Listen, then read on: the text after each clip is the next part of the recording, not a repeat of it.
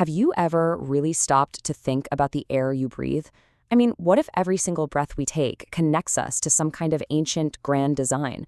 Well, today we're going to explore a principle for life known as the law of inspiration, and it suggests that this simple act of breathing is part of a much, much bigger story. So, what exactly is this law of inspiration? Well, on the surface, it's a simple truth we all know, right? Our bodies need oxygen. It's the fuel that keeps our tissues and organs healthy and working. But the really fascinating part isn't just the biology, it's where this idea comes from. Its roots go deep into ancient texts. And this is where it gets really interesting. We're pointed to this passage from the book of Genesis. It talks about the creation of something called the firmament. Now, that word might sound a little old-fashioned, maybe even a bit confusing, but according to this interpretation, that one word is the key to understanding this entire law. So, what on earth is a firmament? While it sounds really complex, the answer offered is surprisingly simple. The text suggests that when you see the word firmament, you can basically understand it to mean something we experience every single second of our lives: the air, the atmosphere all around us.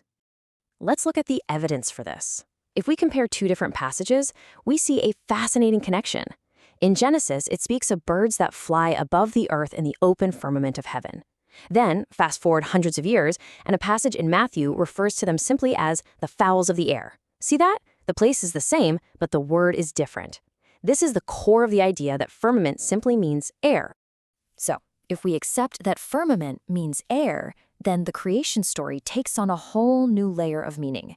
What was being made wasn't just some kind of barrier, it was a breathable airspace, a specific zone for life, intentionally placed between the waters down below and the sky up above. Which, of course, leads us to a really important question. Why? Why was creating this distinct airspace so critical? What was its ultimate purpose in this whole design?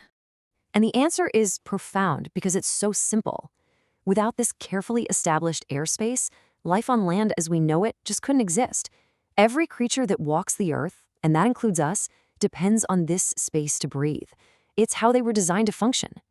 So the real takeaway here is this. The very act of creating our atmosphere highlights just how vital clean, breathable air is.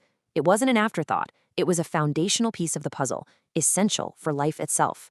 If this video was helpful to you, please like, comment, and subscribe to help the YouTube algorithm get the videos out to others. Thanks for watching this Principles University presentation, and we'll see you in the next video.